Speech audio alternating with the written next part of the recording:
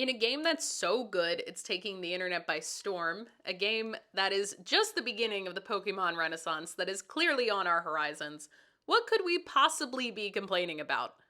Well, I think of it less as complaints and more like constructive critiques, and a little bit of a venting session for us fans. It's a safe space to feel like you aren't crazy for experiencing some negative emotions or annoyance while playing a game that you love.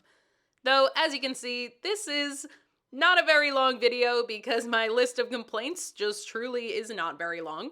We're gonna stay spoiler free verbally, but there might be some super minor spoilers on screen for the first two areas, Withered Wasteland and Rocky Ridges, though nothing beyond that. I actually have not played that far just yet. So let's get into it. The first issue I have with Pokopia is how it handles resource management. The lack of some kind of universal storage can slow the pacing down to a halt. Literally needing to remember which resources you put in each individual storage container only gets to be more of a pain the more stuff you unlock and the more stuff that you need to work on. There is no way to organize your items automatically either. Now, I see how having one big universal storage could be a bit too game-breaking, considering there are multiple worlds and areas, but I think just having one kind of cloud-like storage system per area would be a huge quality of life fix. There is also no quick and easy way to discard things that you don't want. Like, no, I don't need 99 cubes of limestone. Just please let me throw them away. The power-ups aren't permanent. Does anyone actually enjoy needing to run back and cook anytime you need to get some iron ore? Or, like, I guess you don't need it for the copper, but you need it for other things. I just don't see the point in this other than just giving the player busy work. A permanent power-up would be an actual reward for progressing through the main story. I don't think game makers should create busy work and call it a challenge, you know? It's a lazy way to slow the player down, and it's not challenging so much as adding a little bit of tedium that wasn't there before. The mining needed one less step as well. Now, let me just say, I am a little bit of a mining hater. I don't know why cozy games think that people yearn for the mines, but I certainly do not. Mining actually made me stop Stardew Valley. I'm tired of this, Grandpa! That's too damn bad! You keep digging! And one of my favorite things about Story of Seasons Grand Bazaar was the lack of mining.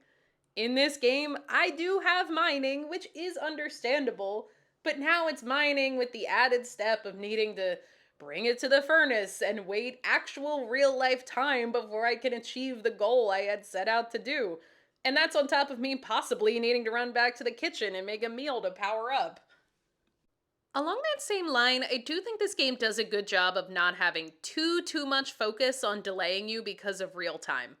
And what I mean by that is, the way that Animal Crossing would make you wait entire days to see progress, Pokopia does not have much of that, but it is still there. And that's just not always compatible with being a working person who has limited time. Let me explain that a little better. Sometimes when people sit down to game, they might only have that hour or two set aside for that free time, because life. And when the game is artificially stopping you from achieving goals because of real-world time constraints, it can feel a bit frustrating. Like, if I wanted my goal for that session to be to complete the Pokemon Center, and I'm told that artificially I need to wait 3 more real-world hours that I maybe don't have to spare, it can feel a bit annoying. Someone who can only game at night might be missing out on morning events or morning Pokemon. I probably would have preferred an in-game clock on this one. It feels like right when you're hitting your stride and enjoying the Withered Wasteland, the game pushes you to the next area, where you now have a whole host of new tasks that feel a lot less interesting than the initial ones, at least that's my opinion. Can you slow yourself down all you want? Yeah. Will you miss out on the main story if you do that? Also, yeah. A lot of the Rocky Ridges tasks, to me, feel like busy work central, even if it does have one of the coolest discoveries in the game hidden deep in one of the mines. I'm not going to spoil that, but it is really neat.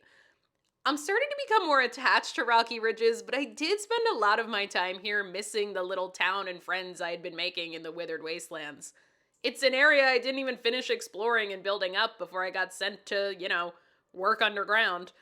Also in this area is a very unceremonious reveal of what went down with the humans, and I wish the game had let us sit in the discomfort and emotion a little bit longer.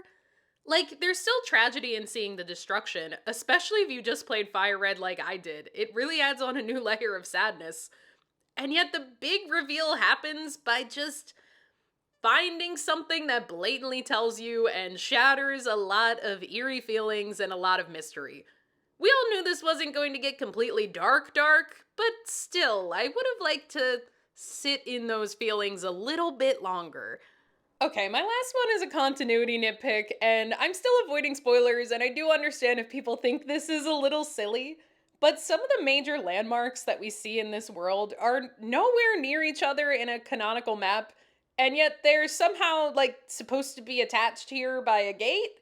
Yeah, I know, messed up world, I get it, but it's not like we're seeing big ol' canyons that would explain how these two things got to be right next to each other. It's not that deep, but in a world that is otherwise so detailed, it feels like a, who cares kind of choice. So what do you guys think? Am I being ridiculous, or are you also feeling some of these little things in your playthroughs? Let me know down in the comments. And now if you don't mind, I need to go back to making the poor fire Pokemon slave over furnaces instead of enjoying their afternoons. Also, this video marks the debut of my brand new mic.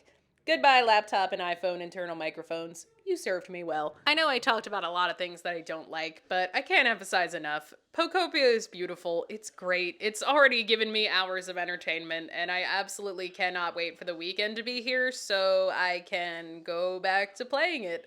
If you can pick it up, definitely do it, despite my nitpicks. Also, as always, feel free to shoot this gal a like or a comment or even a sub.